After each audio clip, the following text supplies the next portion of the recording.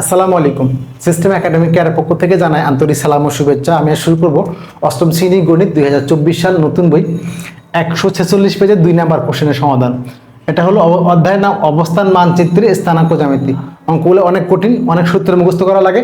যারা আমার প্রথম অর্থাৎ 1 নাম্বার ক্লাসে দেখেন নাই, আমি সেখানে সূত্রগুলো মুখস্থ করা দিয়েছি কিভাবে আপনি একটা সূত্র দিয়ে সবগুলো সূত্র বানাতে পারবেন।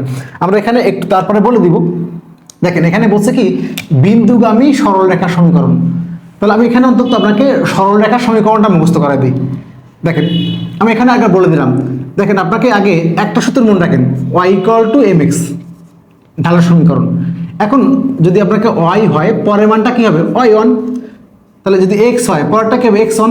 তাহলে আপনি y যেখানে ছিল তাহলে এখানে y - y1 লেখেন, আর m বসে গেল x এর জায়গায় কি লিখবেন x - x1। সূত্র কিন্তু হয়ে গেল। এখন দেখেন এখান থেকে ঢাল কি লেখা যায়, তাহলে m সমান লেখা যায়, এটা এখানে আছে না, তাহলে এই মানটা নিচে আসবে, তাহলে m সমান লেখা যায় y - y1/x - x1, এটা লেখা যায়। বাট এটা কিন্তু হবে না, এটা কিন্তু আবার বলি এটা কিন্তু হলো এক বিন্দুগামীর জন্য। এটা এটা জাস্ট একটা বিন্দু x1 আর y1 এর জন্য কিন্তু রেখাটা, অর্থাৎ একটা বিন্দু একটা ঢাল আছে তার রেখাটা। কিন্তু আমাকে দুই রেখা বসে দুইটা বিন্দু হয়, কিন্তু তখন কিন্তু এই জায়গাটা চেঞ্জ হয়ে ঢালটা হবে y এর জায়গা হবে y2 - y1, আর নিচে হবে x2 - x1। ঢাল কিন্তু এটা হবে, এটা হবে না। এখন দেখেন এখন আপনি যে জাস্ট এই সূত্রটা পাশাপাশি লিখে দেন, আপনার ঢালের সমীকরণ হয়ে গেল। মানে কি হয়ে গেল, সরলরেখা সমীকরণ হয়ে গেল। দেখেন আমি আপনাকে একটা সূত্র দিয়ে তিনটাই বানিয়ে দিলাম, দেখছেন। জাস্ট আপনি এখানে ঢাল সমান কি হবে m সমান y - y1/x - x1 লিখছেন, বাট আসলে দুই বিন্দুর জন্য কি হবে y2 - y1 হবে। তাহলে এটা আপনি পাশে লেখেন, এটা কি লিখবেন জাস্ট এইটা যে y2 - y1 বাই হলো x2 - x1, আর এটা হলো y - y1 বাই হলো x - x1। মানে কি হলো বলেন তো, এই যে সরলরেখা সমীকরণ হয়ে গেল। এটা কিন্তু অনেকভাবে লেখা যায়। কিভাবে লেখা যায়, আবার এটাকে x এইটাকে উপর দেওয়া যায়, এভাবে লেখা যায়। তাহলে y এই যে এই মানটা এক্সচেঞ্জ করা যায়, এই মানটা উপর দেওয়া যায়, তাহলে x - x1 বাই জাস্ট তাই x2 - x1, আর এই মানটা জাস্ট নিচে যায়। এখানে ছিল y - y1, এই যে y - y1 by y2 - y1, এরকম কিন্তু করা যায়। আপনি এভাবে শিখবেন যেন আমাকে একটা দিয়ে সবগুলো হয়ে যায়। তাহলে আমাকে এই একটা অঙ্ক দেওয়া আছে 2 নম্বর কোশ্চেন, এ একটা মান বি একটা মান, তাহলে দুইটা বিন্দু কিনতে হলে প্রথমটা হলো x1 এর মান, পরেরটা y1, একটু লিখে দেওয়া আছে।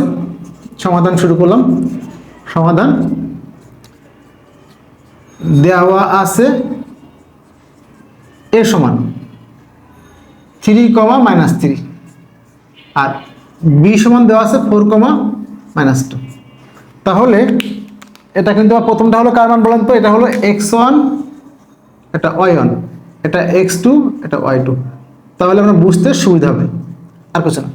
এখন দেখেন আমাকে বলছে বিন্দুগামী সরলরেখা সমীকরণ আর ঢাল। তাহলে আগে লেখেন সরল রেখার সমীকরণ, সরলরেখা সমীকরণ। ওকে, আমরা দেখি লিখবো সূত্রটা। এটা y2 - y1 বাই হলো x2 - x1, y - y1 by হলো x - x1। আমি যদি সূত্রটা বানাই দিস, মুখস্থ করা লাগবে না ইনশাল্লাহ।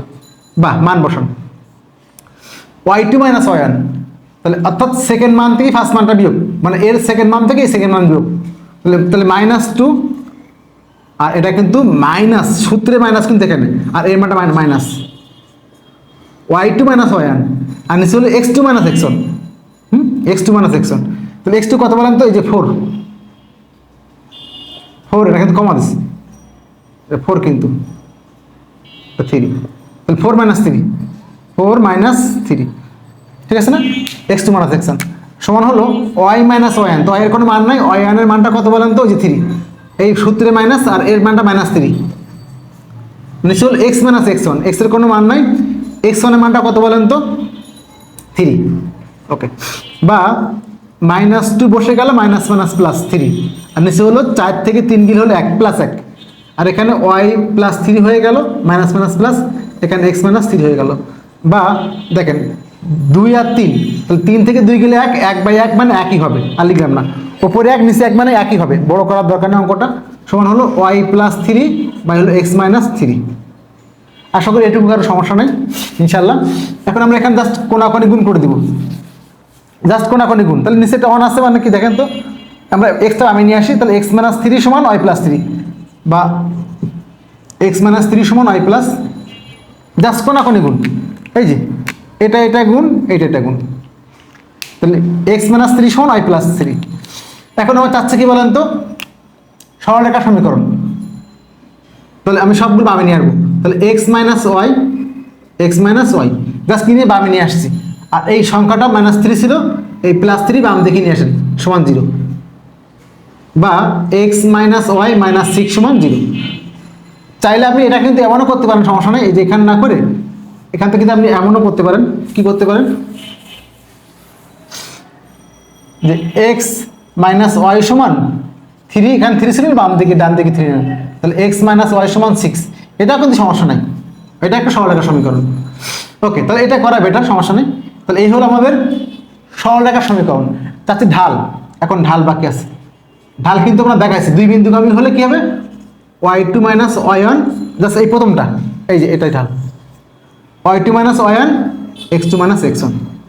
তো আমরা এখানে মানটা বের করছি, কিন্তু এখানে জাস্ট দেখে লিখবো, এই যে -2 -3, আর তা বলে দিই y2 - y1, y2 মান কোনটা, এটা -2, সূত্রে -3, কারণ y1 এর মানটা -3, x2 - x1, x2 কোনটা 4, আর সূত্রে মাইনাস, আর মানটা 3, তাহলে -2 -3, আর নিচে 4 থেকে 3 গেলে 1, তাহলে -2 + 3, তার মানে কি বলেন তো, 1/1 সমান কত, 1, তাহলে ঢালের মানটা কত হলো, 1।